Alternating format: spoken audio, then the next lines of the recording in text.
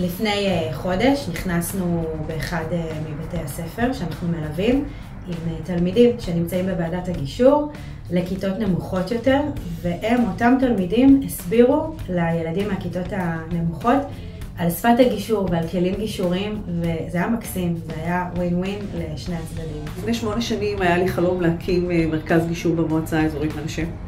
הגעתי עם חברה למועצה להציג בפניהם את החזון. לאט זה התחיל לקרום עור וגידים.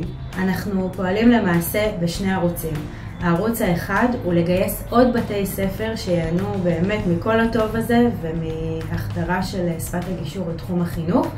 והערוץ השני הוא לגייס עוד מתנדבים שיכנסו לבתי הספר ובאמת יחשבו ככה איך עוד רוצים להשפיע על שפת הגישור לגילאים היותר צעירים.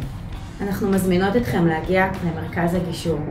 כל קונפליקט וכל בעיה שאתם מרגישים שיש לכם באיזושהי מערכת יחסים, אם זו זוגית, אם זה במשפחה, אם זה בין ילדים, צעירים, אפשר להגיע לכאן, לפנות אלינו ולבקש ייעוץ. מבטיחים שנסייע לכם.